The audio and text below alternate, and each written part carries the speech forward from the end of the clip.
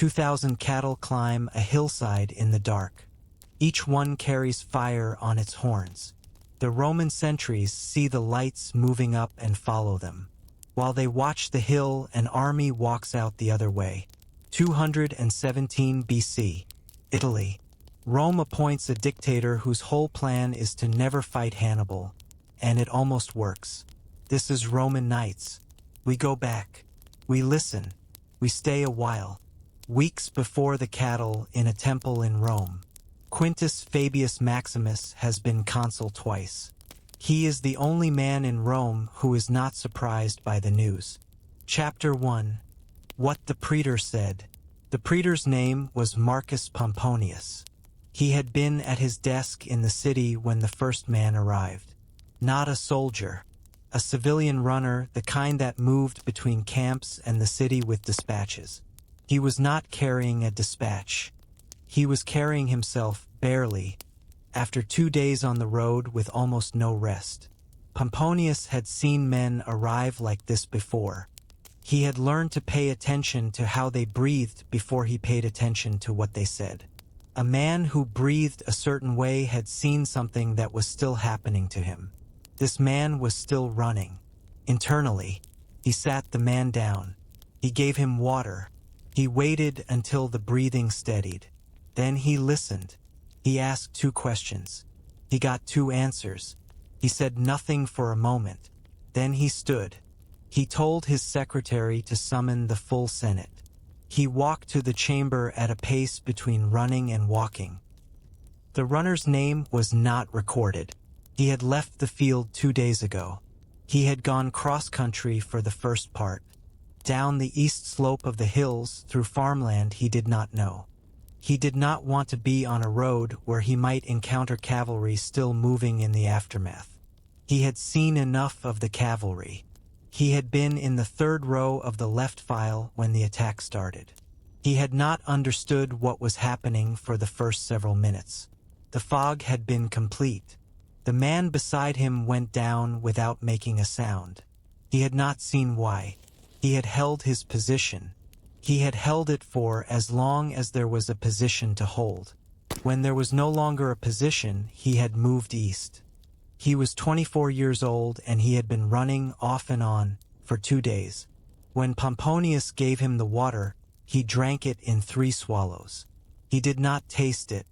He was not aware of whether it was cold or warm. He answered 2 questions. Then he stopped talking. He sat on the bench in Pomponius's anteroom. He looked at the wall opposite. He did not say anything else for several hours. The secretary brought him bread. He ate it. He continued looking at the wall. He did not know yet what he was going to do next. He had been a soldier for 8 months. He had been running for 2 days. Beyond that, the day had no shape. The Senate convened in 90 minutes. The summer session had reduced the number of senators in the city. Wars and estates and personal business had taken many of them elsewhere. But enough remained. Enough to make the chamber feel full and warm. Slightly short of air. The way it always was in summer with the doors closed. Pomponius stood at the front. He had thought about what to say during the walk over. He had decided on the shortest possible version. Long versions allowed people to hear what they wanted to hear rather than what was actually being said. He said 7 words. Pugna magna victi summus. We have been defeated in a great battle. He let the 7 words settle. Then he said 3 more. Consul Flaminius dead. The chamber was very quiet for a moment. Then several people spoke at once. Pomponius held up one hand. The voices stopped. Not because he had authority over them. Because they recognized that there was more. He gave them what he knew. The numbers were incomplete. The location was Trasimene. The Carthaginian army had used a narrow road between hills and lake. The Roman column had marched into an ambush in morning fog. The consul had been killed. He had no information on Hannibal's current position. He had no information on direction or intent. He finished. The chamber was silent for a full 3 seconds. Then it was not. The debate that followed had several layers. The visible layer was about information. Senators asked Pomponius for details he did not have. They asked the same questions in different orders, as if repetition might produce new answers. The numbers kept shifting. 15,000, 20,000. Some doubled the number in the asking. Pomponius answered what he could. He declined to speculate on what he could not confirm. The layer underneath the information was about command. Who commands now? Flaminius was dead. Servilius, the second consul, was in the north with his army and not yet recalled. The Senate had full legal authority and no one holding a military command. This was the gap. Everyone in the chamber could feel it. One of the older senators said a word before anyone else. Dictator. The word hung in the chamber. Then a second man said it. Then a third. The question stopped being whether. The question became who. Fabius arrived 2 hours after the debate began. He had eaten. He had changed clothes. He walked to the Senate at his usual pace. People who had known him for a long time had stopped trying to match that pace. It was not slow exactly. It was the pace of a man who would not be hurried, who knew this about himself. He sat in his position and did not speak for the first hour. He listened. He was good at this. Not patience exactly, something else. He listened the way a man listened when he believed that what he heard would matter to him later. Most senators listened for the spaces where they could enter the conversation. Fabius listened for the shape of what was already being said. The shape, that evening, was fear that had dressed itself in confidence. The first speaker was in his mid-60s. He had commanded a legion in the Samnite Wars. He spoke for 12 minutes. His argument: Rome had 140,000 men under arms. Hannibal had perhaps 50,000. Rome had the supply system. Rome had the roads. Rome had won every major war it had entered. This argument was not wrong exactly. Incomplete the way a map is incomplete. It showed where the roads went, not what the roads were like. A second speaker made similar arguments. A third was younger, perhaps 40. He used the word honor several times. He used the word glory twice. He used neither with irony. A man who used these words without irony believed them. A man who believed them would act on them. 3 speakers. 45 minutes. No one had said anything new. When Fabius spoke, he did not argue with anything they had said. He said, "The numbers are correct." He said, "The roads are correct." He said, "Rome has won every major war it has entered." He agreed with all of this. Then he said, "Hannibal does not fight on roads. He fights on ground he has chosen. He has been choosing it since Spain. The ground he chooses negates the things we are best at. We need to take away his ability to choose." One senator asked, "How?" Fabius said, "We choose first." The senator asked, "How do you choose first when the enemy is already in Italy?" Fabius said, "You stay on the high ground. You follow him. You cut his supply lines. You do not give him the battle he wants. You give him the battle he does not want." The senator said, "That is not a battle. That is waiting." Fabius said, "Yes." The chamber was quiet for a moment. Then it was not. The debate on the name of the dictator ran for 3 more hours. There were several names. Each name had its advocates. Each advocate had reasons. The reasons were about military record and political alignment, about age and health, about willingness to take the Senate's advice. The last reason was the most important and the least mentioned. They came back again and again to the same name. The Senate chamber emptied near midnight. Senators moved out in small groups. The night was warm. The streets were not entirely quiet. Rome did not sleep completely, not any night, not in summer. The carts moved.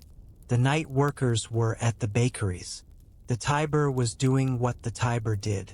One senator walked back to the Palatine alone. He had a longer way home than most. He walked it at the Senate pace. He had not eaten since midday. He was not hungry. He thought about what had been decided. The decision was sound. He had voted for it. He believed in it. He had been in the Senate long enough to know the difference between a decision that felt right and a decision that was right. This one felt right and was right, which was the rarer kind. He also knew that a sound decision taken too late was different from a sound decision taken in time. He walked up the Palatine. The street outside his house was quiet. The slaves had left a lamp burning. He went inside. He stood in the atrium for a moment. He thought about his son in the north. He thought about the letter that had said the weather was good and the food was adequate. He would send another message in the morning. He went to bed. That night Rome was quiet in its particular way. The city never went fully silent. The carts moved from midnight to dawn. The wheels on the stone. The creak of the axle. The mules. The sound of a city that never stopped even when it was trying to. On the Esquiline, Terentia had finished grinding the grain. She had put it away and eaten and sat at her table for a while. The lamp was low. The street outside was quiet at this hour. She had ground grain through the First Punic War. She had raised 3 sons. 2 of them were in the army. She had not heard from either of them in 3 weeks. She thought about them the way she always thought about them when she did not hear. In fragments, not the large things, the small things, the way the older one held his bread when he ate. The particular voice of the younger one when he was telling her something he had seen that she had not. She sat at the table. The lamp burned lower. She had been alive long enough to know something about terrible things. Most of them did not happen the way you feared. They happened differently, or they did not happen, or they happened and then life continued in ways you could not have predicted. She also knew that some of them happened exactly the way you feared. She did not know which this was. She went to bed. Across the city, in 100 houses, women were going to bed who did not know which this was. South of the lake, Hannibal was not marching on Rome. He was moving south toward Campania. He was not going to Rome. Not yet. He had thought about Rome after the Trebia. He had thought about it again after Trasimene. He had walked the road north in his mind. He knew the distance. He knew the walls.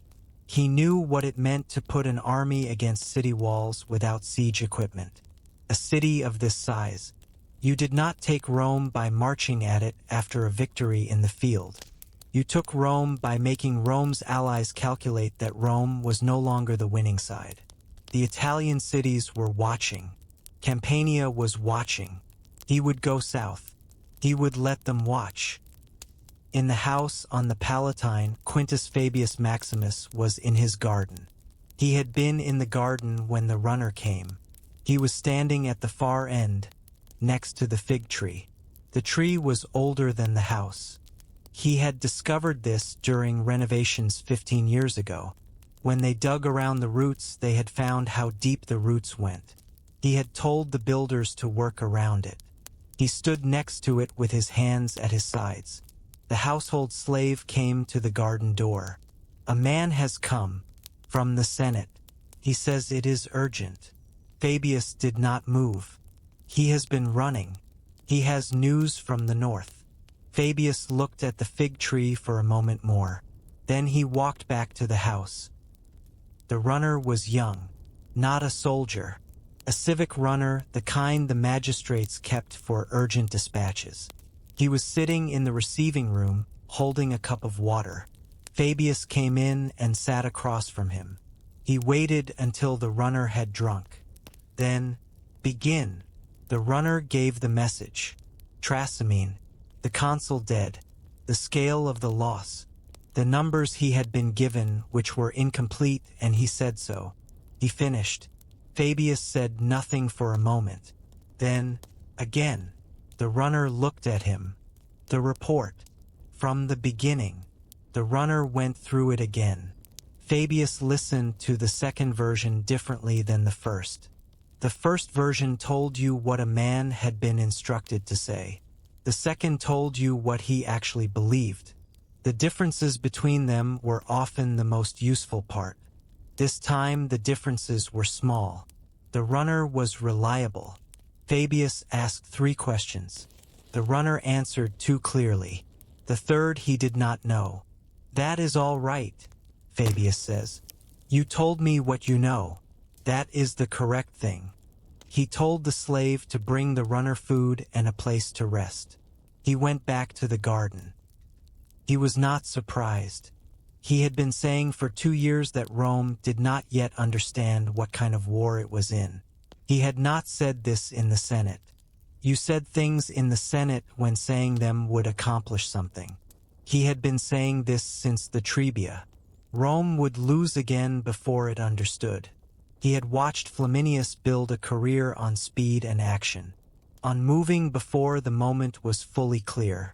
He had watched Flaminius go south without Geminus. He had understood what was likely to happen. You could not stop a man from being who he was. This was the thought he came back to most often. He had first arrived at it 30 years ago, watching a man he respected make a catastrophic decision. The man had all the information. He had been warned. He had made the decision anyway, because the decision was consistent with who he was. He had thought about this many times since. The theory was this: you could change the conditions around a man, make certain choices unavailable.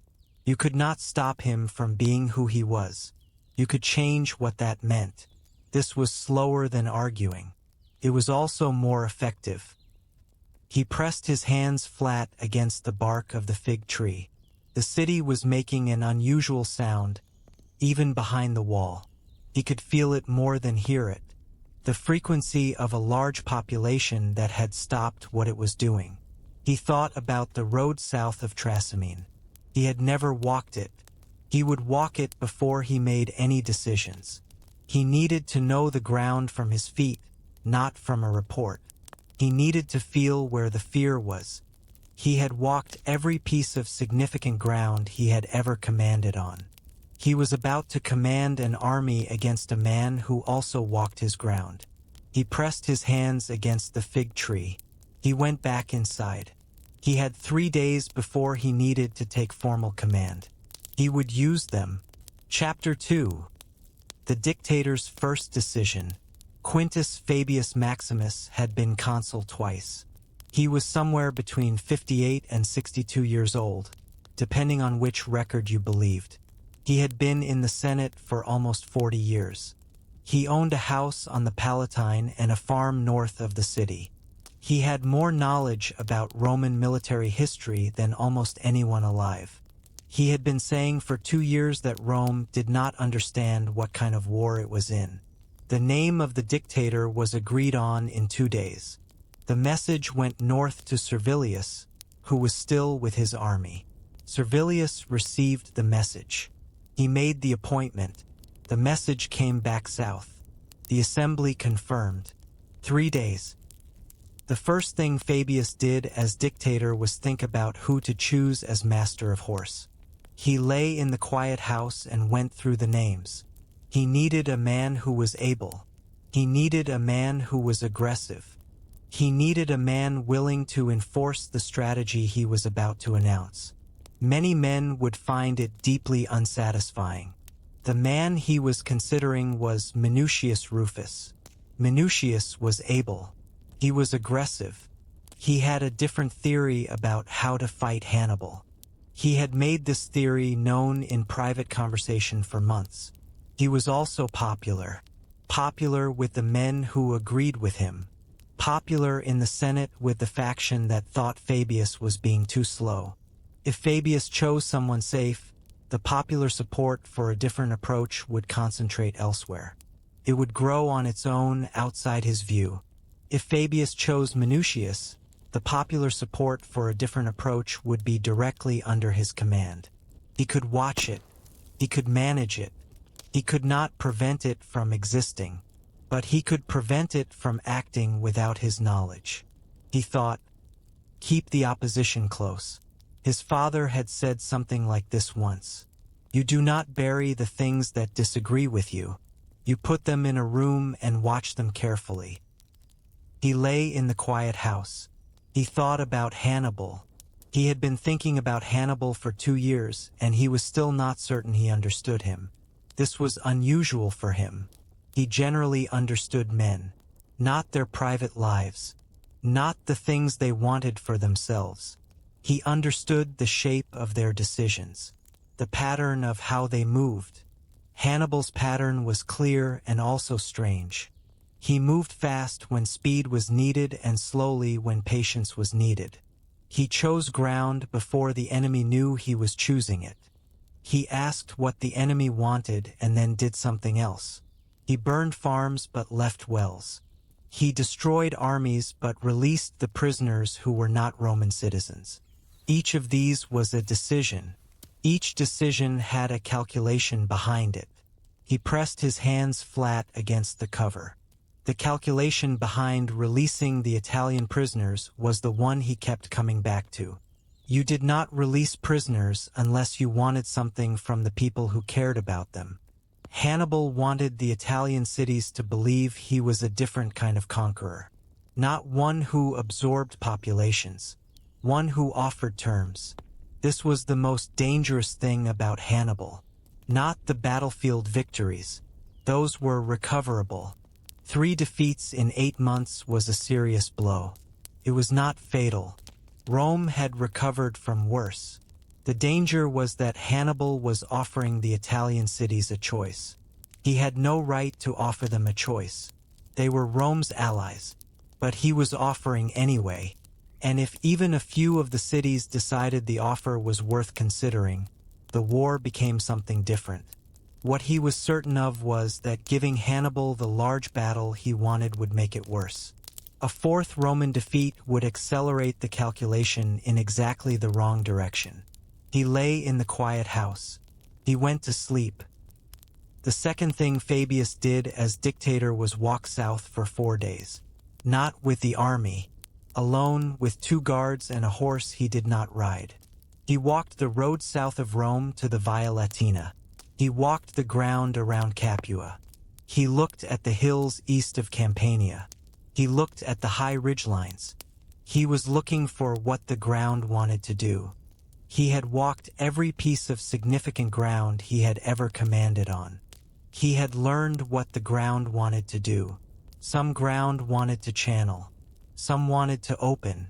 Some ground had a particular feel at night that was different from its feel in daylight. He walked for 4 days. He slept in farmhouses along the road. 2 nights. The 3rd night he slept on the ridge, in the open. The ridge was where he needed to be.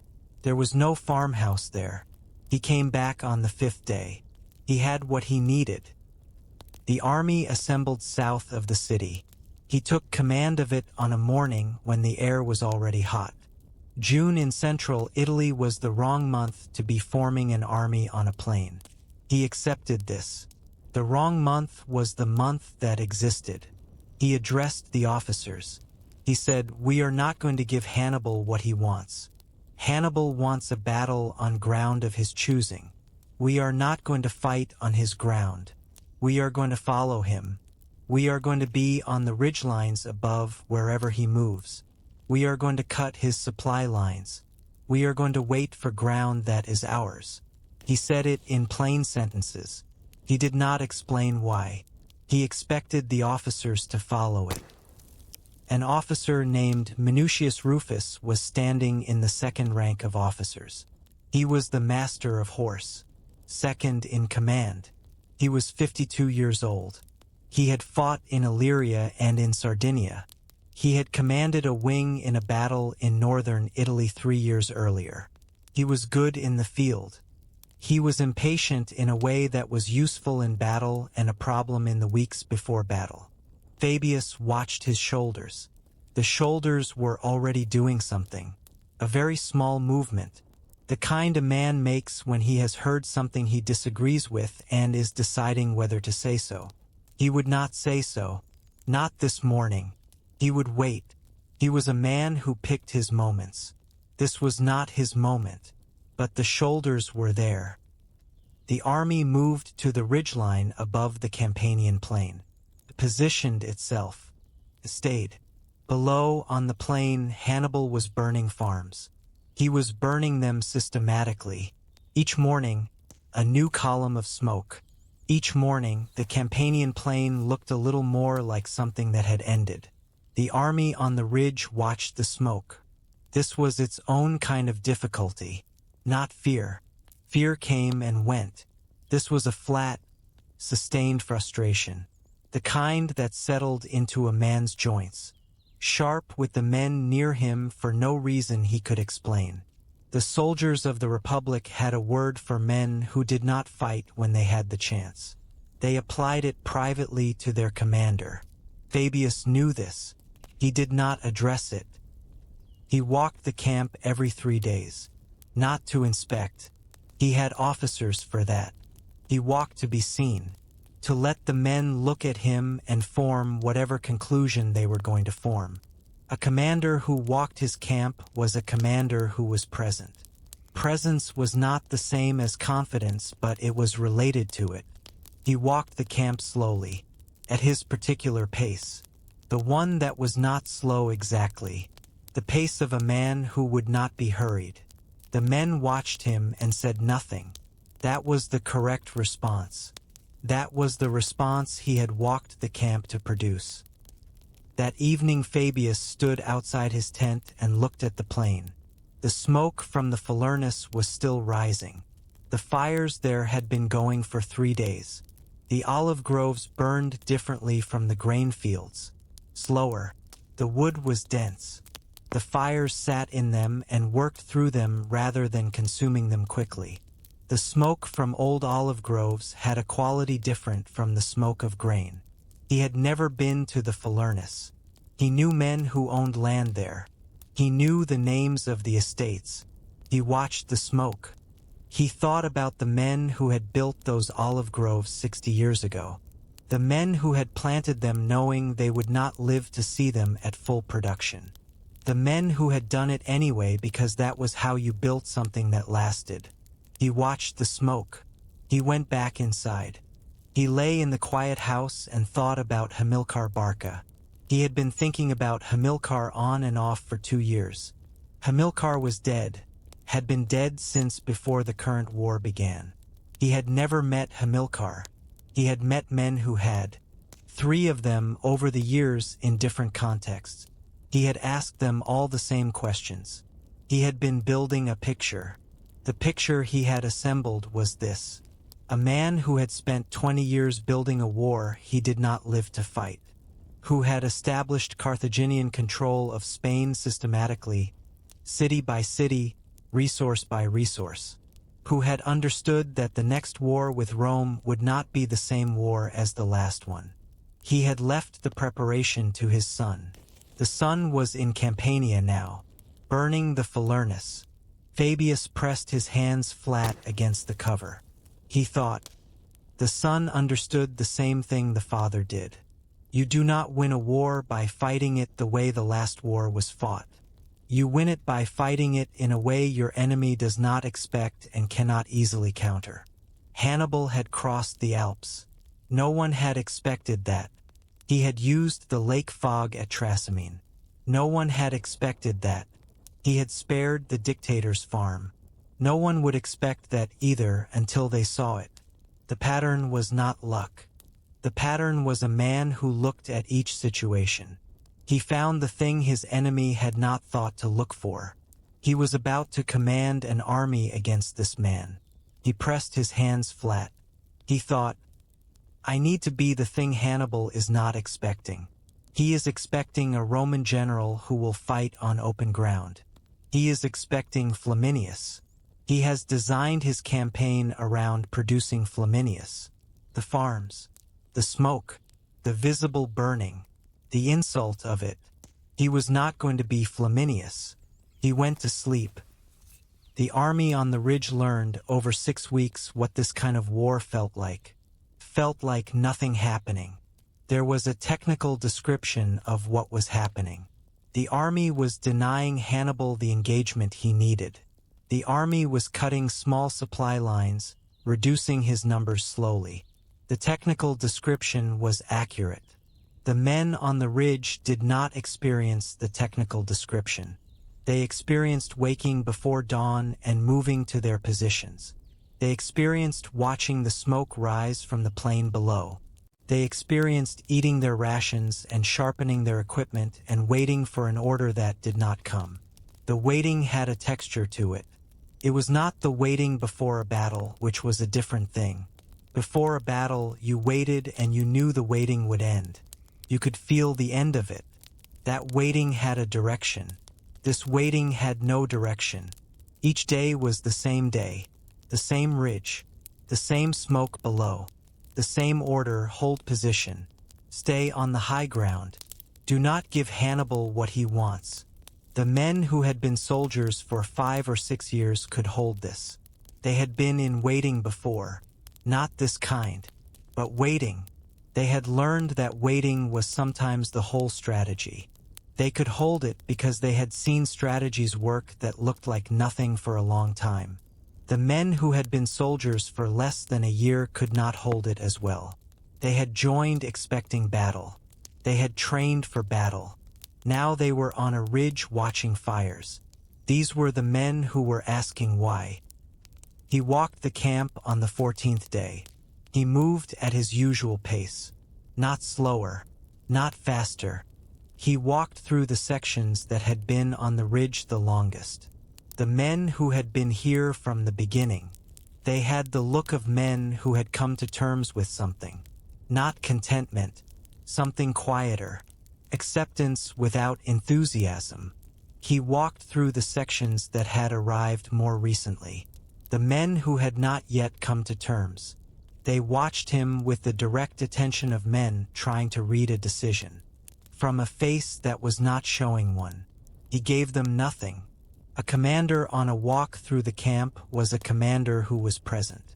Presence was not the same as confidence, but it was related to it. He walked the full perimeter. Then he walked back to his tent.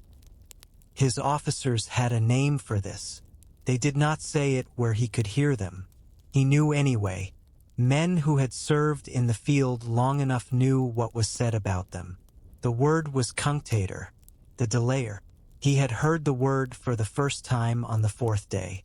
One of the junior tribunes had used it, quietly, in a group of men near the water point.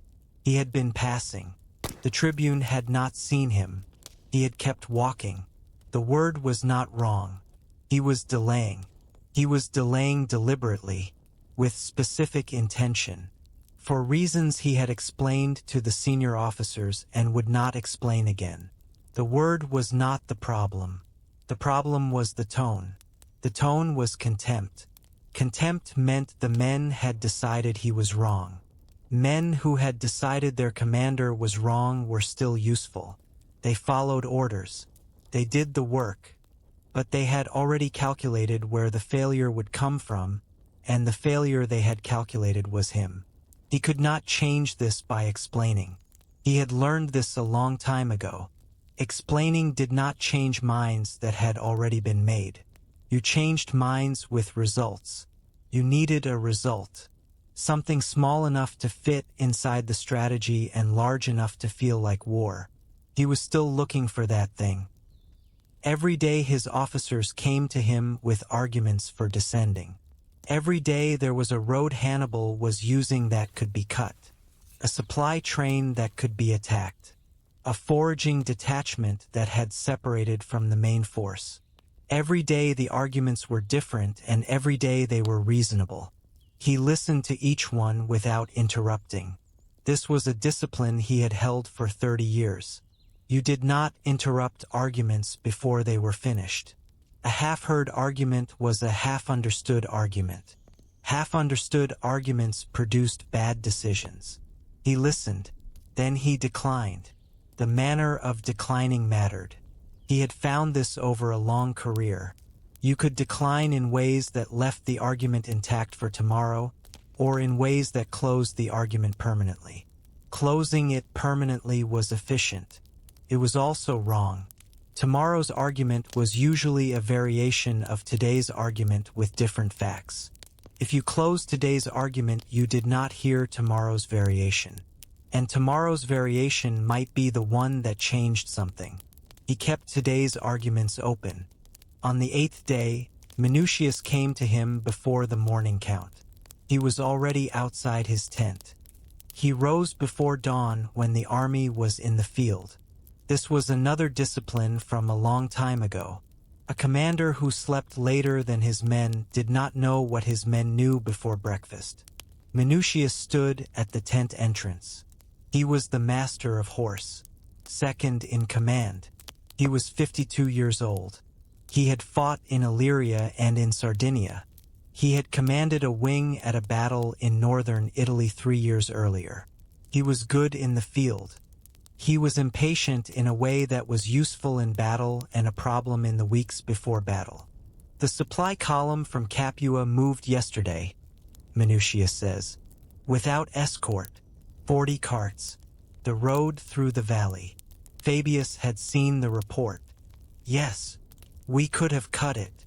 We could have, Fabius says. And we did not. We did not. Minucius looked at him. His shoulders moved slightly. This was the thing Minucius did when he disagreed and was deciding whether to say it directly. Fabius had been watching the shoulders for 6 weeks. The men are asking why, Minucius says. What do you tell them? I tell them the dictator's orders. He paused. They ask why the dictator gave those orders. And I tell them the dictator has reasons. Another pause.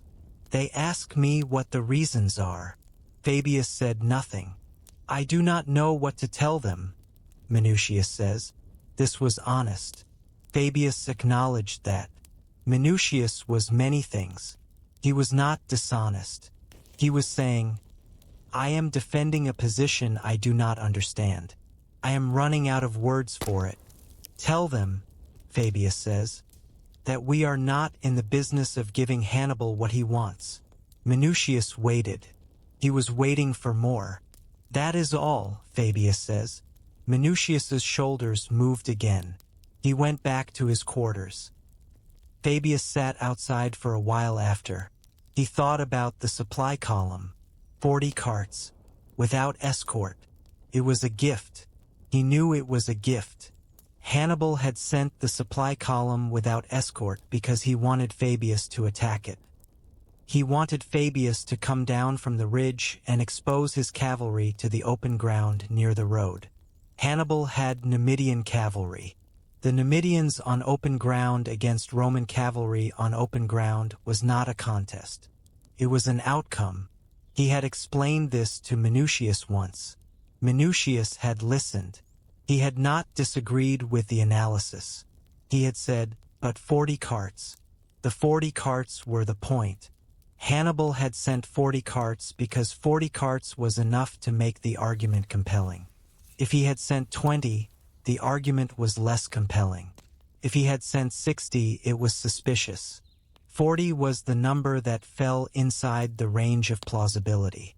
He pressed his hands flat on his knees. He thought about the men in the camp who were asking why. He understood the question. He had asked it himself 30 years ago, under a commander whose reasoning he could not follow. The question was not really about tactics. It was about trust. You could follow a man into a situation you did not understand if you believed he had reasons. The problem was that belief required evidence, and the evidence of correct strategy was absence. The battles that did not happen, the roads that were not cut, the supply trains that arrived safely. Absence was not visible. Absence did not announce itself at morning count. On the 12th day, Minucius came to him again. The smoke from the furnace had been rising for 3 days. It was visible from the ridge. It was visible from Rome, which was the point. They are burning the furnace, Minucius says. I know. They are burning it in sight of Rome. The smoke is visible from the Esquiline. I know. Minucius was quiet for a moment. The men want to know why they are not going down, Minucius says. What do I tell them? Tell them the dictator's orders, Fabius says. They do not like it, Minucius says. They do not need to like it, Fabius says. They need to follow it. Minucius looked at him for a moment. The shoulders. The men, Minucius says, are beginning to ask a different question. He stopped, started again. They are no longer asking why we are not fighting. They are asking whether we are going to fight at all. Fabius said nothing. That was a different question. It was a question about intention, not about tactics. Tactics you could explain imperfectly in terms of ground and timing and supply. Intention was different. Intention was what you believed about the man, not the plan. And men who were questioning his intention had moved past the point where explanation helped. He had an answer. He could have given it. The answer was, yes, we are going to fight. But we are going to fight where we choose and when we choose. We are going to fight with enough information about the ground that we are not giving Hannibal what he wants. He did not say this. When it is time, Fabius says. Minucius looked at him. Then he left.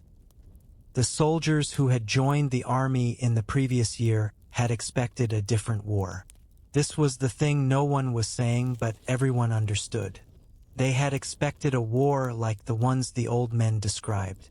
The armies meeting on a plain. Pilum first, then shields, then swords. The line holding or breaking. The cavalry routing and the pursuit beginning. The clear accounting at the end, we lost this many, they lost more. Victory or defeat, but either way a day with a shape. This war had no shape. Not yet. The men woke before dawn and moved to their positions on the ridge. They watched the plain below. They watched the smoke.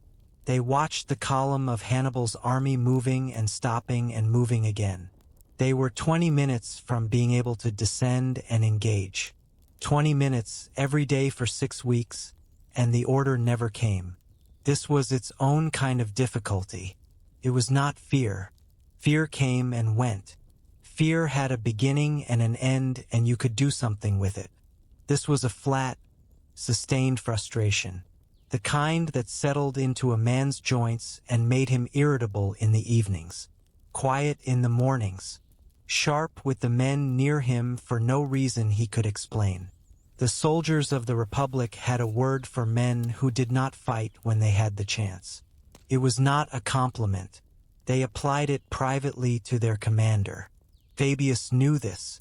He did not address it. Addressing it would require explaining why he was right. Explaining required that they believed he could be right. They had already decided he was wrong. He walked the camp every 3 days. Not to inspect. He had officers for that. He walked to be seen. To let the men look at him and form whatever conclusion they were going to form. A commander who walked his camp was a commander who was present. Presence was not the same as confidence, but it was related to it. Men who could see their commander clearly were better than men who could not. He walked at his usual pace. He did not hurry. He did not perform cheerfulness. He walked the way he always walked. The men watched him. He said their names when he passed them. He did not stop to speak. He said the name and kept walking. He had a long memory for names. 20 years of them. He had kept this across every command he had held. The names of men who had served under him. Going back to his first posting. A man remembered by name was a man who existed fully to his commander. Soldiers understood this. They did not always know they understood it. They felt it. He walked the camp and said the names. 3 weeks into the command, he received a message from Rome. The message was from a senator he trusted. Not a friend. He did not have friends in the Senate in the way that required you to owe something. But this man had watched the war carefully and had said privately that the strategy was correct. The message said, "There is noise in the city. The farms burning. The Falernus. The Servilius estate. People in the markets are angry. The Senate is patient for now. For now." He folded the message. He had known the noise was coming. He had calculated the noise into the strategy. Rome would be impatient. Rome would be angry. The farms would burn and the city would demand that someone stop them from burning.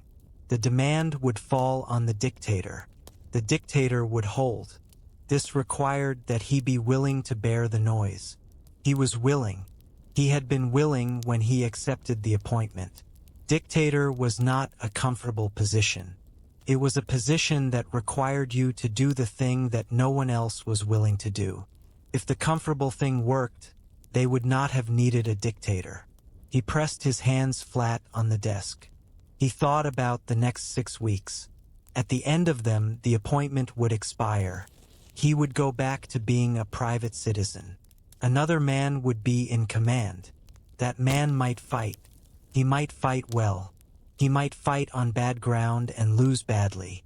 Or he might find good ground and win. Fabius could not control what happened after the 6 weeks. He could control what happened inside them. He intended to give Hannibal nothing inside them. No engagement on Hannibal's terms. No ground of Hannibal's choosing. Nothing. That was the strategy. It was the only one that had a chance. He went back to the map. Chapter 3. The farm that didn't burn. Campania burned for 2 weeks. Not all of it. The cities did not burn. Hannibal did not burn cities. Cities were useful. Cities had walls and grain stores and people who would need to decide eventually which side they were on. You did not burn things that might be useful later.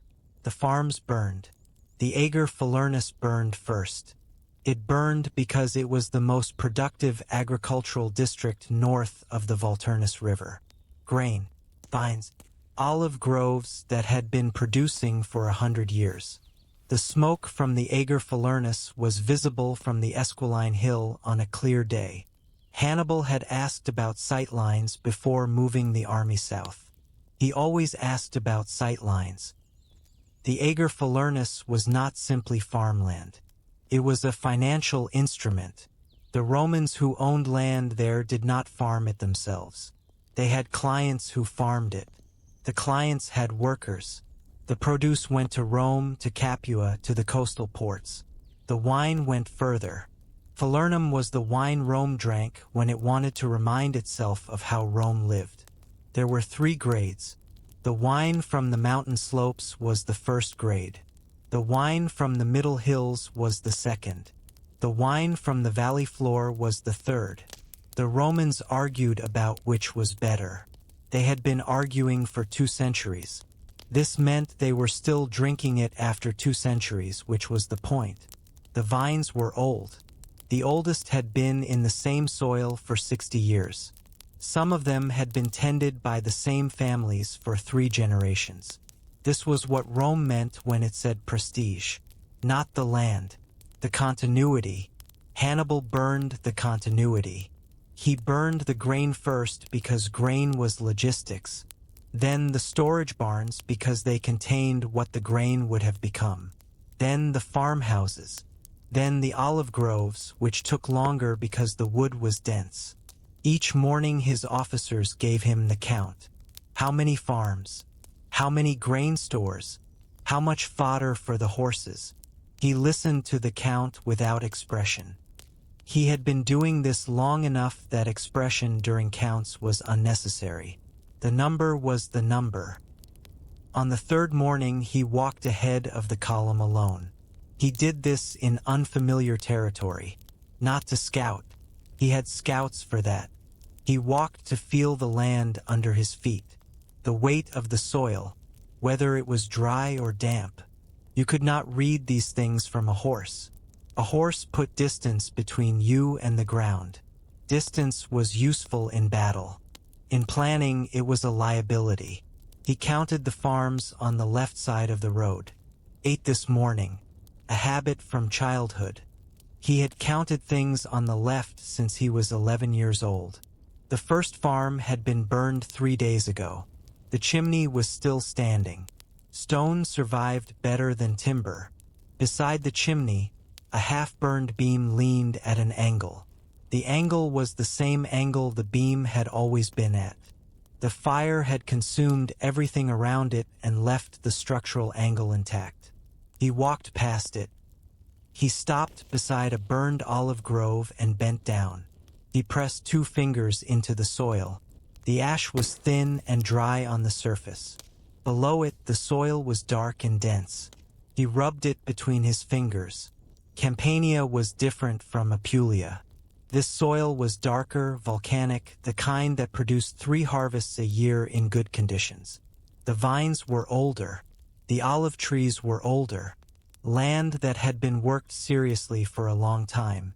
The difference was in the roots. He pressed his thumb against his right knuckle. 8 farms. He walked back to the column. He knew which farm was Fabius's. He had known since the army crossed into Campania. His intelligence had been thorough. He had a list of the Roman senators who owned land in this territory. He had the locations. He had the approximate values. The farm that belonged to the Dictator of Rome was on the north road. Modest grounds, mostly grain, a farmhouse with a stone boundary wall, a well with a wooden cover, the kind of place a man owned because his family had always owned it, not for profit, for the record of having it. He walked to the farm's boundary marker on the morning of the 8th day. He stood at the marker for a while. He looked at the farmhouse. He looked at the grain fields which were still standing. He thought about what the farm was worth if he burned it. The grain was modest. The trees were not old enough to be exceptional. The house was ordinary. He thought about what the farm was worth if he left it. He gave a 2-word order. Leave it. He walked away. He had been thinking about it for 3 days before he gave the order. He had been walking the boundary road for 3 days. He had been looking at the Fabius farm. In the middle of everything else he was burning. He had been calculating the value of each option. The farm of the Roman dictator, burned. 2 days of grain for part of the army. No strategic significance. The farm of the Roman dictator left standing. This was harder to calculate precisely. The value depended on how quickly it was noticed, on who noticed it first, on whether the rumor formed before the explanation could, on whether the explanation would be believed even if it arrived in time. He had calculated that the rumor would form first. He had calculated that the explanation would not be believed. He had calculated that the word this would produce in Rome was specific. A word about the man on the hill who was not fighting. A word about what arrangements might explain why one farm stood in the middle of everything else that was ash. He had given the order. He walked away. A man who understood what he was doing it anyway. That was the thing that was harder to defend against than anything else. He had assembled his intelligence about Campania over months. He had men among the Greek merchants who moved between Puteoli and Carthage. He had men who had been in Rome for years. He did not think of them as spies. He thought of them as sources. Information was a raw material. What you did with it determined its value. The information about the Fabius farm was specific. He had the location. He had the size of the holdings. He had the name of the tenant farmer who worked it on Fabius's behalf. He had noted it in his planning because it was useful to know which properties belonged to which senators. He had not planned what to do with this particular property until he was standing at its boundary marker. He stood there for perhaps 3 minutes. Then he gave the order. The thing about the order was that it would work whether or not Fabius was honest. If Fabius had made no arrangement, the farm's survival would create the appearance of one. If Fabius had made an arrangement, the farm's survival would confirm it. In either case, the farm would sit in the burned furnace like a word in a sentence. He walked away. In the streets of Rome, the farm story moved faster than the official news. The official news was managed. It arrived at the Senate. It was read by the praetor or his secretary. It was summarized and presented in the correct form. The farm story was not managed. It arrived in the way rumors arrived. A freedman overheard a conversation at a dinner. A market trader heard something from a driver. A driver heard something from a soldier returning north for supplies. Each retelling added small things and removed other small things. There was one man in the Senate who repeated it 3 times in the same afternoon. Not in session. In the corridor outside. In the portico where senators gathered before debates. He framed it as a question each time. He said, "Has anyone looked into this?" He said, "There is probably an explanation." He said, "Surely." He said surely in the particular tone that meant not surely. The men who heard him knew what he was doing. Some of them did it themselves in different contexts about different men. They recognized the technique. It did not stop the story from spreading. You could recognize a technique and still be affected by it. The rumor reached Rome in 3 days. The farms of 17 senators in the Falernus, all destroyed. The Metellus estate, gone. The Servilius property on the river, gone. The Claudius holdings in the Middle Valley, gone. One farm intact. Any one of these facts was manageable. Together they made a shape. The shape looked like a man who was protecting something. The men in the Senate who had been skeptical of Fabius did not start the rumor. They did not need to. They let it run and made space for it when it arrived. They asked questions. They expressed concern. They said, "Surely there is an explanation." They said it in the particular tone that meant, "There is not an explanation." The men who supported Fabius gave explanations. Hannibal was conducting an intelligence operation. It was obvious. The farm would be untouched precisely because it belonged to the dictator. The enemy was trying to create exactly the impression that was being created. The reasonable people in the room were not the problem. The problem was the men who were afraid. The farms were burning. The army was on a hill, not fighting. A reasonable assessment required patience, and patience required confidence that things were under control. Things did not look under control. Fear found the explanation that fit its shape. The explanation that fit was not the accurate one. Fabius heard about it 2 days later. A letter arrived at his camp on the hill above the plain. The letter was from his cousin in Rome. Not official, personal. His cousin wrote plainly. This was the way men wrote to family when something could not be said around the edges. He read it once. He set it down. He stood outside his tent for a long time. The plain below was still smoking in places.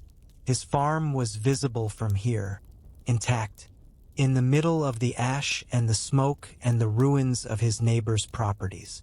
It sat in the damage the way a word sits in a sentence when someone is making a point. He had understood what had happened before he finished reading the letter. He went through it once, completely in his mind. He saw the whole shape of it. The decision at the boundary marker. The guard at the gate. The view of his farm from the road north. The timing of the rumor's arrival in Rome. 3 separate channels. He went back inside. He sat at his desk for a long time. He thought about what had happened. The fact was simple. Hannibal had left one farm standing among hundreds. Every piece of the arrangement was designed to be seen. He thought about the word that would be used. Not yet in official documents. Not yet in formal accusations. It would start in the streets. Men in the markets standing in line at the grain dole, saying, "Well, his farm didn't burn." Then someone's freedman would carry it to someone's dinner table. Then the dinner table would carry it to the Senate corridor. The word was traitor. He said the word once, out loud, alone in his tent. He said it without feeling. He was testing its weight. It weighed more than he would have liked. He thought about his options. He pressed his hands flat on the desk and went through them in order. The first option was to go down from the hill and engage Hannibal. This was the option Rome wanted. A man who fought was not a man who had made an arrangement. The logic was simple enough to work in the streets and the Senate corridors. The problem was also simple. He was going to lose, not because his army was smaller, because Hannibal chose the ground for engagements, and the ground Hannibal chose always negated Roman advantages. Losing a battle to remove an accusation was not useful. It was a different kind of ruin. The second option was to buy the farm, take money from his own accounts, purchase the farm from himself at above market value, make the purchase public, donate the full proceeds to the war treasury, not at full value, above full value. He would overpay himself by a third and give the full amount to the treasury. The overpayment was the point. A man who overpaid was not protecting an asset. A man who overpaid was making a demonstration. Demonstrations were clear in a way that reasonable explanations were not. He would do this. He sent a message to his cousin in Rome. The third option was to continue the strategy. This was the most important option and also the most expensive. He had walked the ridges for 4 days before taking command. He had seen the ground. He knew what the ground told him. He was not going to change the strategy because Hannibal had left one farm standing. He would continue, not because he could not think of another approach. He had thought of other approaches. None of them worked against an army like Hannibal's on the ground Hannibal chose. Minucius came to him on the morning after the letter. The man had heard something. Fabius could see it in how he carried himself. He had heard the rumor and had not yet decided what to do with it. He was a man who made decisions about what to do with things he had heard. The decision usually took him a day. He said nothing about the farm. He said, "The supply column from Capua moved yesterday, without escort. 40 carts. I know," Fabius says. "We could have cut it. We could have." Minucius looked at him. The shoulders moved. "We didn't," Minucius says. "We didn't." A pause that was longer than necessary. "The men are saying things," Minucius says. "I know what they are saying," Fabius says. And the 40 carts are on the road to Capua. Hannibal put them there because he wants us on open ground near the road. He has Numidian cavalry. The Numidians on open ground is not a contest. Minucius's shoulders. "We stay on the ridge," Fabius says. Minucius left. Outside the tent, the plain below was beginning to clear. The fires in the Falernus had burned through what they could burn through. The smoke was thinner now. In a few days there would be no more smoke. The farms would be ash. The olive groves would be black. His own farm was still standing. He looked in that direction without expression. He thought about the cousin's letter, about the purchase he had arranged, about what it would cost and what it would buy. He pressed his hands flat against the tent wall. He went back inside. He went back to watching. Chapter 4, 2,000 torches. Hannibal had been trapped. This was accurate in the way a thing is accurate before you finish understanding it. The Casilinum defile ran between the hills and the river. The road through it was narrow, for men wide at the tightest point. Fabius had deployed 400 men at each of the 4 passages. The western exit was covered by cavalry. The main road entrance was covered by the heaviest force. Hannibal had gone into Campania through the passes in the Apennines. He had come down through the fertile valleys. He had burned what he needed to burn. And then, without intending it, he had walked into a place with 4 exits and 4 Roman detachments. He had looked at the map. Then he had gone to see the defile himself. He walked the main road first. The road was 4 men wide. On the left side, the hillside rose steeply within 30 feet. On the right, the river. The river was running low for the season. He stopped and listened to it. Not to the sound of the water. He was listening to the quality of the sound. Whether it echoed off the hillside or went flat. Echoing meant the hillside was close. Flat meant it was further away. The hillside echoed. He walked to the left and put his hand on the rock. The rock was limestone, old and cracked. The cracks ran vertically. This was the kind of rock that came apart in sheets. A man could climb this. Not easily, not quickly, not with equipment, but a man could climb the vertical cracks in this limestone with both hands free and reach the top. He walked to the north wall. He began climbing at the lowest point where the slope was most gradual. He used his hands on the rock. The limestone was warm from the afternoon sun. The cracks were good handholds. He climbed 40 feet and stopped. He could see the road below. He could see his camp in the flat ground south of the entrance. He could see the river to the east. He climbed further. At 60 feet, the slope flattened slightly. He walked along the shelf for 30 steps. Then the rock rose again. He began climbing and then he stopped. There was a path. Not a road. Not a track. Path. The kind left by something that crossed this ground regularly. Kept to the same line because that line was easiest. A shepherd's path. The ground on it was packed in a way that the ground on either side was not. The vegetation was pressed down. The path had been used recently. He stood on the path and looked up.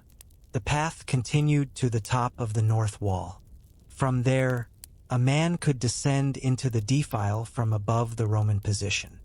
He could come down behind the men holding the passage. He stood there for a while. He looked down at the road below. He looked at the camp. He pressed his left thumb against his right knuckle. Then he looked at the plain to the north. The plain where he needed to go, where the road was open and the ground was flat. He thought about what you needed to make several hundred Romans abandon a defensive position in the dark. Not an attack. An attack in the dark on a defended hillside was an attack with poor odds. Not a feint. A feint required the enemy to believe you were doing something else. In the dark, with your army visible in the camp below, there was nothing else to point at. What you needed was something that made the position itself seem wrong. Something that made a man holding a hilltop believe that the danger was no longer in front of him. The danger needed to move. He thought about cattle. He had spent time with cattle as a child in Iberia. His father's estate near Cartagena had cattle. Not many, but he had spent time with the men who worked with them. The men who managed cattle had told him things that most soldiers would never need to know. They told him the animals were not stupid in the way people thought. They were responsive. They responded to heat. They responded to pressure. They responded to movement near them. If you managed those 3 things, you could move cattle almost anywhere.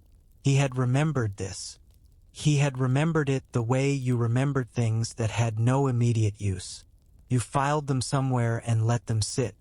Most things sat forever and you forgot them. Some of them you came back to. This was the thing he came back to.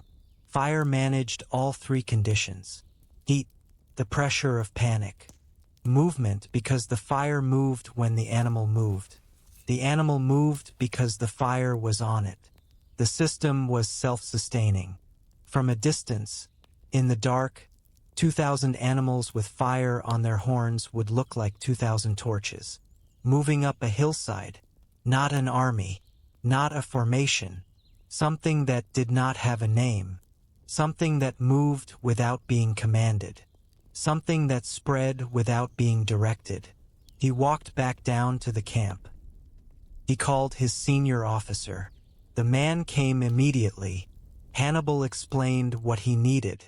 The officer listened without interrupting. "The cattle," he says. "How many do we have?" "Count them," Hannibal says. The officer went away. He was back in 40 minutes. The count was approximately 3,400. The mobile animals numbered perhaps 2,800. 2,000, Hannibal says. "Begin now. We have until the 4th hour of the night." The officer left. The preparations took most of the afternoon and the first hours of the evening. The first problem was catching the cattle. The supply herd was managed in several smaller groups across the camp, each with a handler. 2,000 animals in one group would have been unmanageable. In groups of 200 or 300 they were manageable if difficult. The handlers began moving the groups together. The cattle did not cooperate. They were not being moved toward pasture. They were being moved toward men with rope and branches. The cattle sensed the difference. They moved sideways when the handlers moved them forward. They turned back when they were turned around. 3 of them broke through the line of men and ran toward the river before being caught. One of the handlers took a horn in the shoulder. He sat on the ground for a while and then got up and went back to work. It went slowly. Hannibal walked through the work once, midway through the afternoon. He did not speak. He looked at the animals. He looked at the branches the men were binding to the horns. The branches were cut green from the trees along the river. He had been going to use dry wood and then he had changed his mind. Green wood burned more slowly. Slower burning was better. You needed the fire to last the full passage through the positions. Dry wood would flare and go out. Green wood would burn and glow. He watched the binding. The cattle hated the binding. They pulled against it. They swung their heads. The men binding the branches had to move with the head as it swung. They kept their hands on the rope and followed the movement. One man was put down by a swing. He went down hard on the packed ground. He was up in a moment. He went back to the binding. The binding took longer than he had estimated. He had estimated 4 hours. Took 7. At the end of 7 hours, 2,000 animals stood in the open ground of the camp. Unlit branches were lashed to their horns. The smell of the herd at close distance was considerable. Warm animal, damp hide, the particular smell of nervous cattle, which was sharper than the smell of calm cattle. They could sense that something was different. The men who had done the binding sat down when they were done. Most of them had cuts on their hands from the rope and the branch ends. 3 had horn bruises on their arms. 2 had been knocked fully off their feet. He walked through the bound cattle. He looked at the work. The binding was good. The branches were well secured. The animals were still manageable barely by their handlers. They were not comfortable. They were not going to become comfortable. This was correct. He lit the first branch at the beginning of the 4th hour. The animal pulled away from the flame immediately. The men holding its rope pulled back. The branch caught. The animal pulled harder. The men held the rope. He looked at the burning branch. The green wood was doing what he had calculated. A slow burn. The flame sat in the wood and worked through it. Not a flare. A sustained burn. He held the light against the horn for a moment. The branch was hot. The horn was not. The animal pulled, but it was pulling against the rope, not against pain. He gave the order. Light them. The handlers moved through the herd. 2,000 animals. 2,000 flames. The herd became a field of moving light in the space of 20 minutes. The animals moved faster than they had before. The rope on each one required 2 men. The handlers were running to keep up. He watched it for a while. He gave the next order. Drive them north. The centurion on the north passage had been holding the position since dusk. His name was Gaius Metellus Celer. 8 years in the field, 2 campaigns in the north. He was a solid man, careful. He had his 400 men spread across the passage in the way Fabius had specified. 2 ranks at the narrowest point, 1 rank along the shelf above. Reserves at the south entrance to the shelf. He had been watching the plain below for 2 hours. Nothing moved on the plain. This was correct. The camp was visible to the south. Fires in it.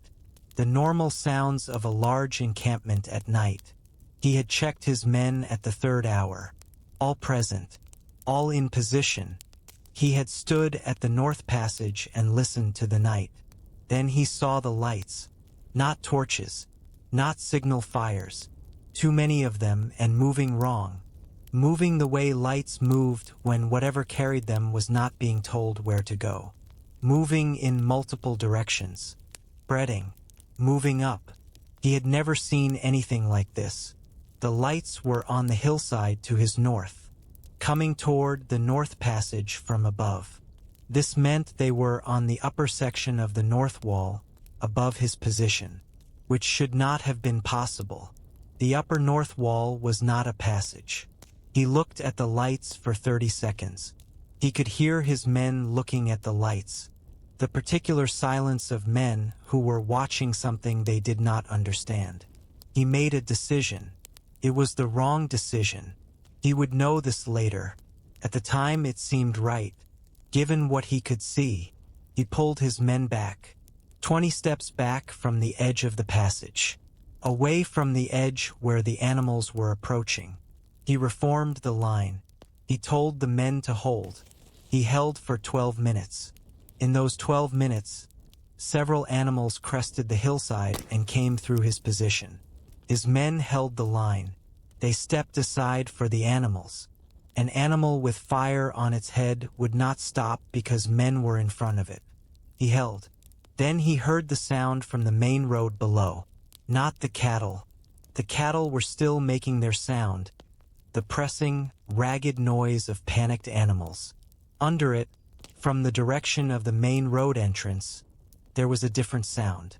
The sound of a large body of men moving. The sound of equipment. The sound of a column on the road. He understood. The cattle were the diversion. He sent a runner immediately toward Fabius's position on the ridge. He reformed his men and moved them back to the passage. He held the passage until dawn, but the column was through. The sound of the column moving on the road continued for a long time. While the Roman detachments on the hillsides were watching the moving fire, the main column moved. Hannibal gave the order at the 4th hour. The column began moving from the south entrance of the defile, moving north, through the main road entrance where the heaviest Roman force was positioned. The Roman force on the main road entrance had been watching the hillsides. The hillsides were where the unusual thing was happening. The percentage of men looking at the hills was highest in the first moments after the cattle appeared. That was when the column moved. The column moved without torches. 800 men in the van. Light infantry first. Moving at the pace of men who needed to be quiet. The centurion on the main road entrance was a good officer. He had kept his men on the road. He had kept his eyes on the defile. He had heard the animals. He had heard his men react. He had shouted at them to hold the line. He held the line. The first element of the column hit the Roman position in the dark. The Romans were there. They fought. They pushed. The column pushed back. Not with the intent to destroy the position, with the intent to move through it. You did not need to destroy a position to move through it. You needed to put enough pressure on it that it shifted. It shifted. The gap opened. The column moved through. It moved through steadily, methodically, the way an army moved when it was not panicking, at the pace that allowed the column to maintain its shape. Hannibal moved with the column. He was not at the front. He was not at the rear. He was in the middle with the main body of veterans. He moved through the Roman position in the dark without looking at the men on either side. He had been at the boundary marker of Fabius's farm 10 days ago. He had given a 2-word order and walked away. He had walked the upper north wall of this defile and found a shepherd's path and thought about cattle. He had given the order and waited. He moved through the gap. On the other side of the defile, the plain opened. He stopped at the north entrance and looked back. The hillsides above the defile were still lit. The cattle that were still moving showed as moving points of fire. Some had gone high and were coming down slowly. Others had stopped and were standing. One stood at the top of the north wall with fire still on its horns, visible against the dark sky. He watched for a moment. Then he looked north. The plain was dark and flat, and the road ran straight across it. He had not done these things because he was lucky. He had done them because he thought about the thing his enemy had not thought about. The shepherd's path on the north wall. The difference between green wood and dry wood.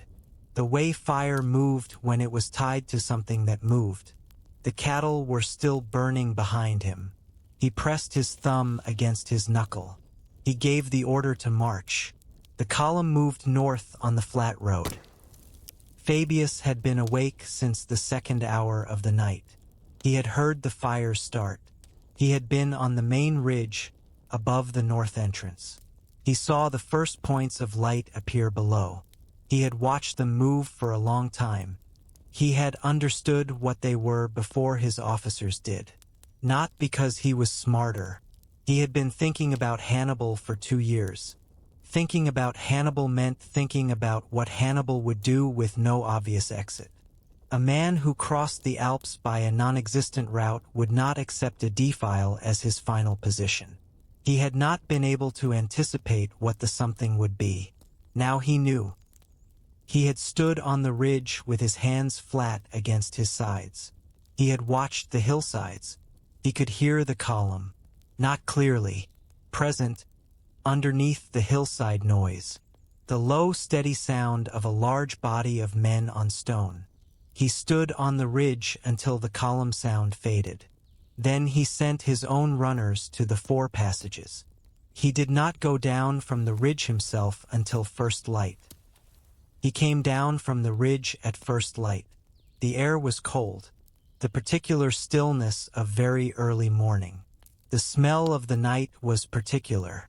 Burned wood, burned hair, something else underneath. The smell of many animals in a small space. The earth turned by hooves. He walked slowly. He thought, I did this. Not Hannibal. Not the centurion on the north passage. He had walked this defile and he had made a decision. The decision had been wrong. The cost of the wrong decision was a night passage by 50,000 men and everything they were carrying. He did not externalize this. He did not look for factors. Any reasonable officer would have made the same decision. The shepherd's path had not been on any map given to him. The cattle maneuver had no precedent. All of this was true. It was not the point. The point was he had walked most of the ground and not all of it. The part he had not walked was the part that mattered. He walked to the north passage. The centurion was there. The man stood with his men assembled in formation. Correct formation. Equipment clean. Fabius looked at the hillside above. He could see the shepherd's track now in daylight.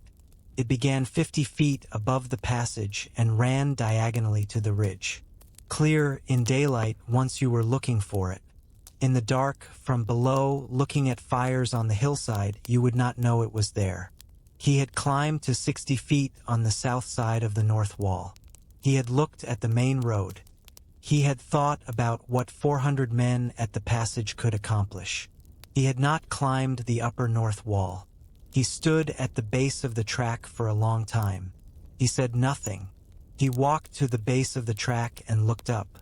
200 yards to the ridge. Steep, the kind of gradient that required your hands as well as your feet. Not impassable. A shepherd came here, twice a year perhaps. to bring the sheep up to the high grazing. That was all. He pressed his hands flat against the rock.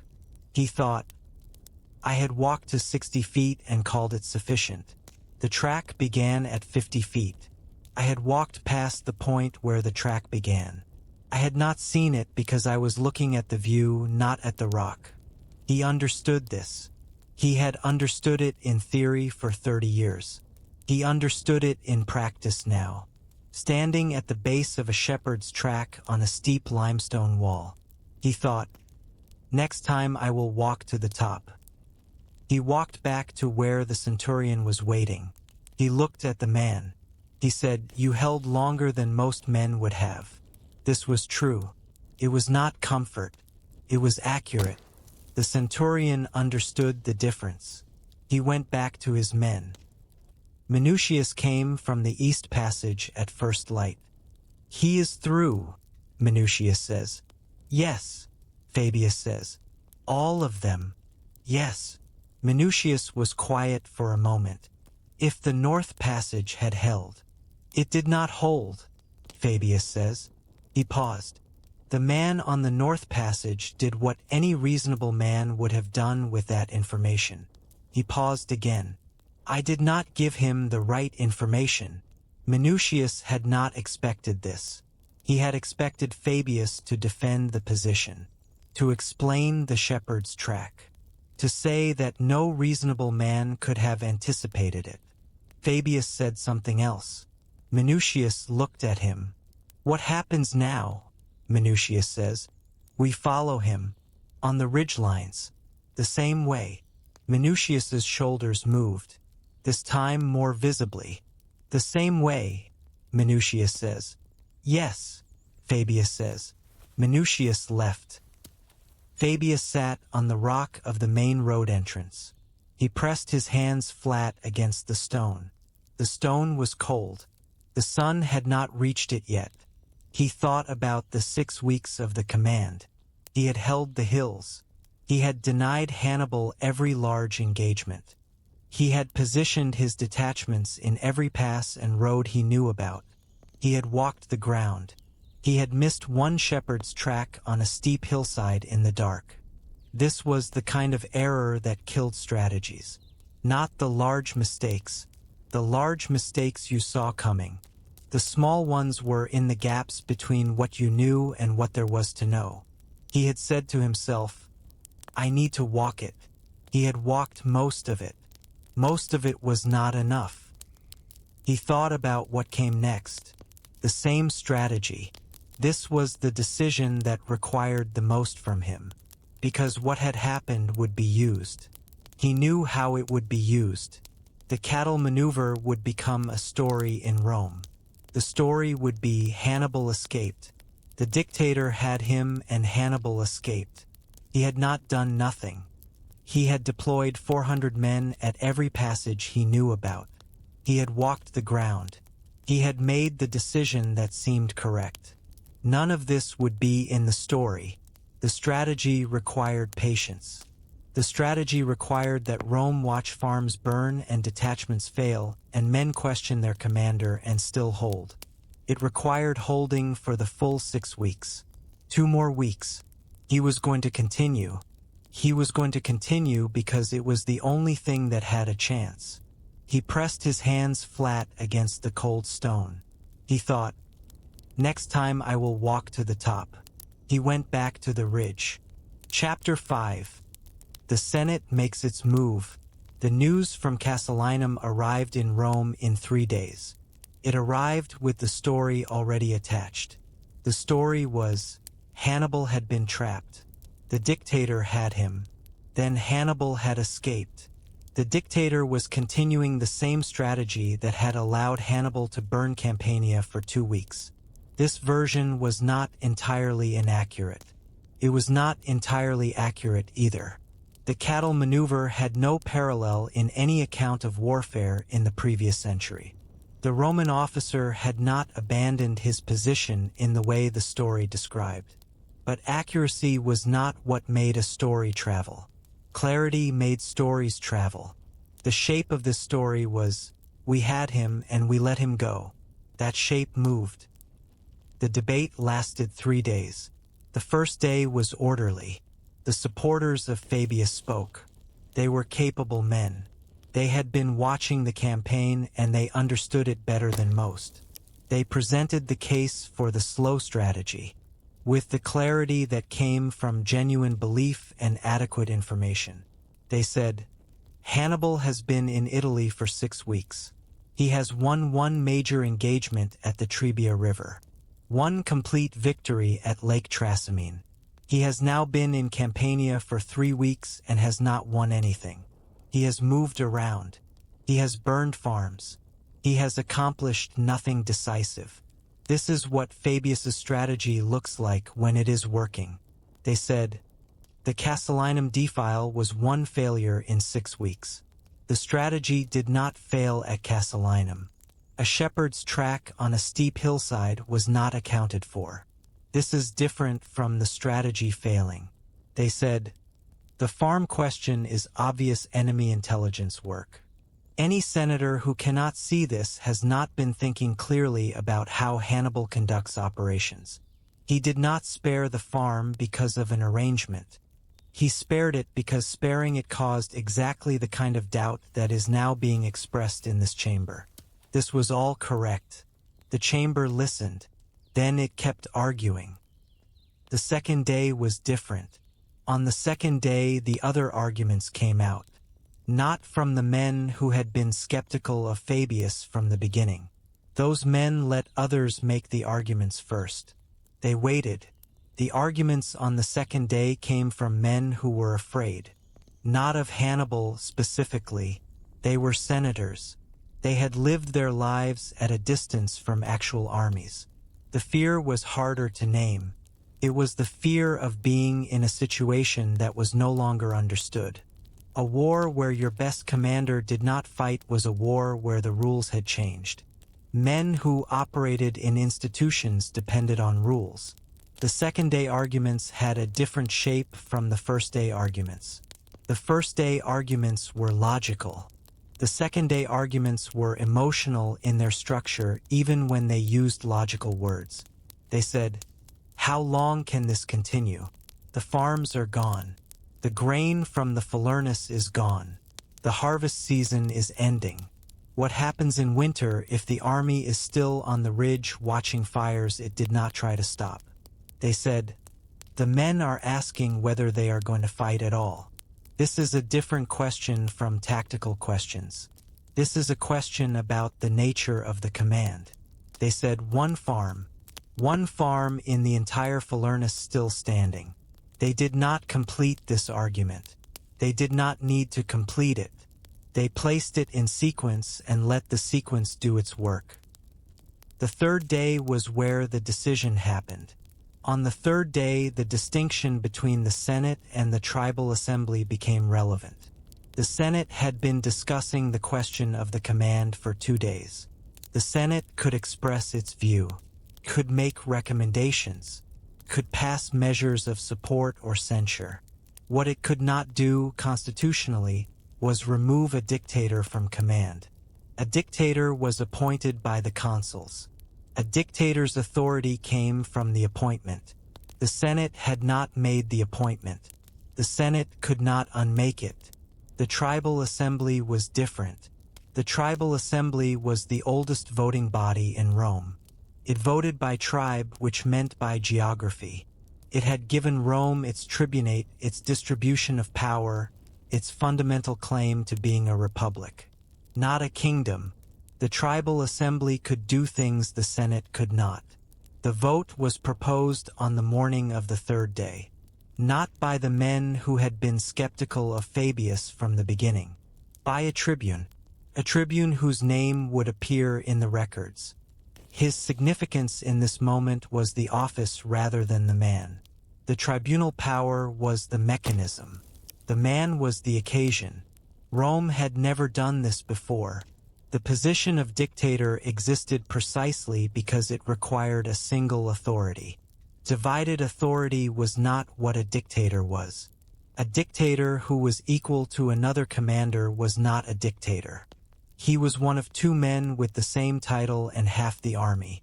This was understood. The vote was held anyway. The vote was not close. The men who had supported Fabius voted for him again. There were enough of them that the debate had been real. There were not enough of them that the outcome was uncertain. The tribe votes were counted. The announcement was made. The chamber cleared slowly. The men who had voted for Fabius did not speak loudly afterward. What had happened was a significant thing. The dictatorial office had been divided. This had not happened before. It would be in the record. The record would be read for a long time after. The men who had voted for the change also did not speak loudly. This was the practice after significant votes. The vote spoke for itself. Additional comment was unnecessary. Fabius heard the arguments from Rome in reports that arrived every 2 days. He read them in his tent at night. He read them the way he read all information. Once, completely without response. Then he put the report down. Then he went through it again from memory, which was a different reading. Memory retained different things than the eye. The things memory retained were often the things that mattered. The arguments from Rome had a predictable shape. Each new report added a new version of the same two arguments. The argument for engaging. Rome had the numbers, the supply lines, the discipline. The argument for changing command. The strategy had produced Trasimene, the farm embarrassment, the Casilinum escape. The arguments were not new. They were the same arguments in new language. He did not respond to the reports. Responding would have required explaining the strategy. To men who were not on the ridge, who could not feel the ground from their feet. Explanation at a distance was a different kind of communication from explanation at the site. He had tried explanation at a distance earlier in the command. The explanations had arrived accurately and had not changed anything.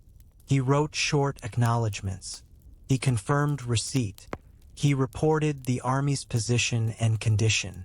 He did not editorialize. After Minucius left with half the army, Fabius stood at the edge of the ridge for a long time.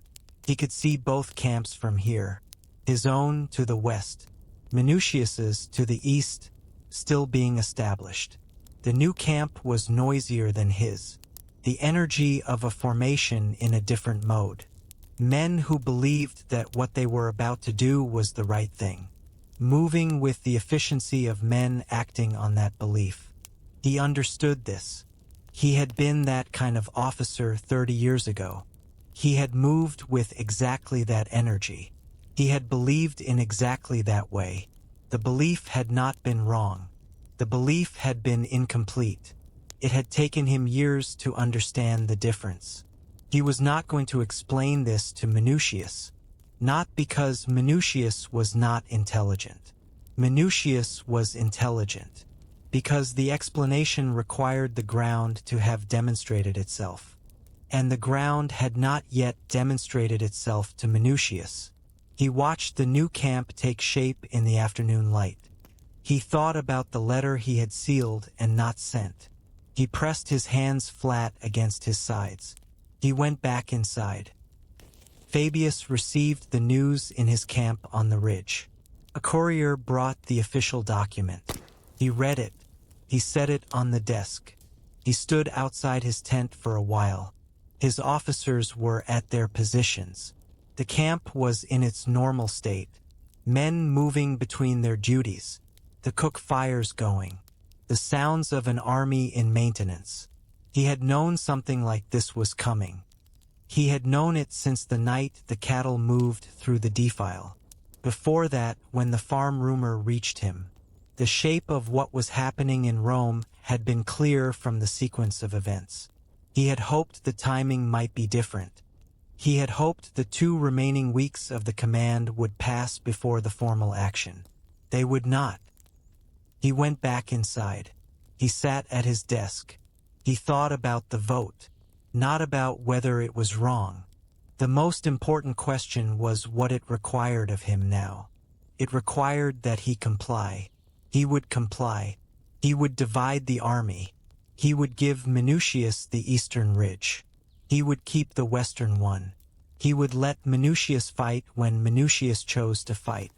He thought about what would happen when Minucius chose to fight. He knew what would happen. He had watched Minucius for 6 weeks. He knew how Minucius thought about ground. He knew which hills Minucius had been looking at. He knew the kind of position that appealed to Minucius. The open position with clear sight lines. Good approach from a distance. Soft ground underneath. He wrote 2 letters. The first was to the Senate. He accepted the vote. He would comply with the Assembly's decision.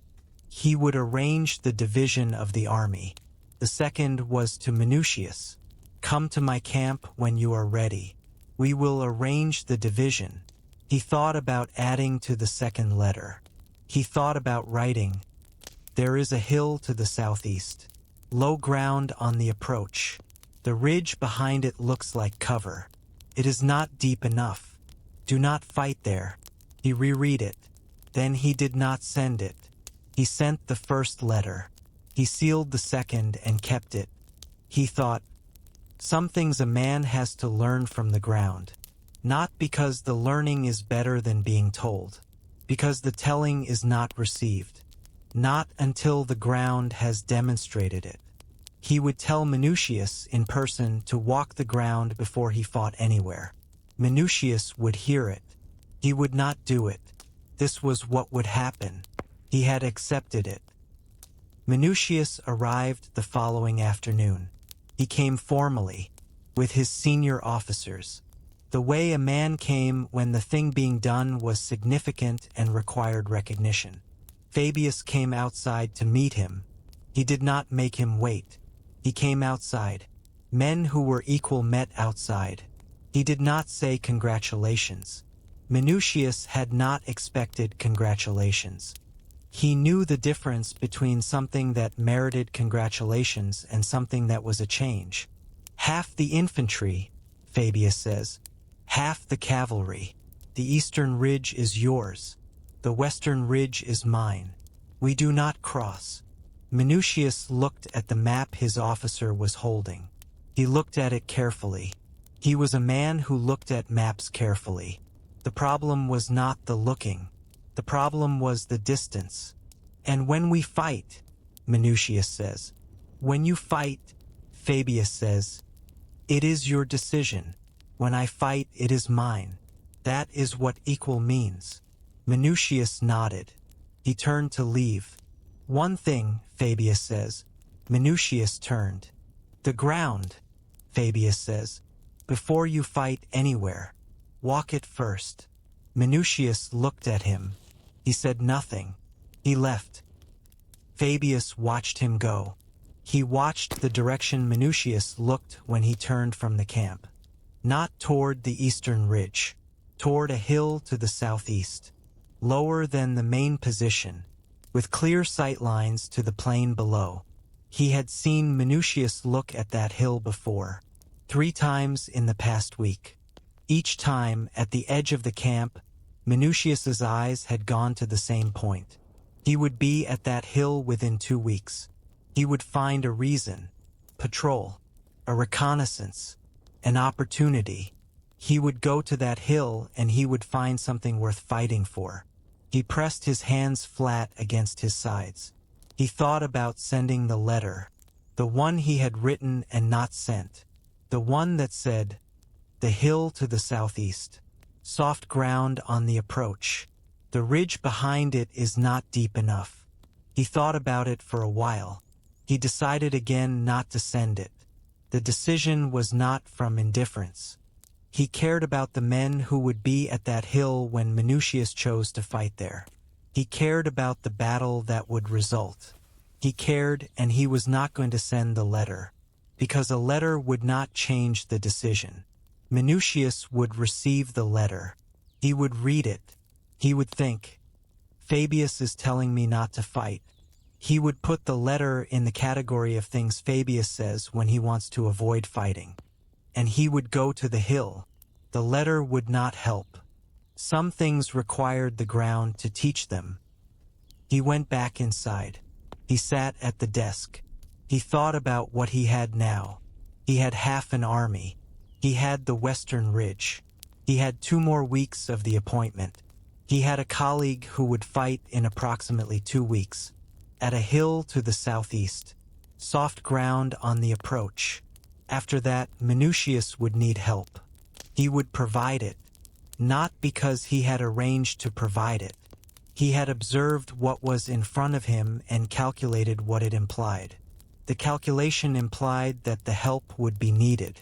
When it was needed, he would give it. This was the strategy. Not the formal strategy. The deeper one underneath. The one that required him to watch Minucius fail and then step in before the failure became complete. It was not a comfortable strategy. He pressed his hands flat on the desk.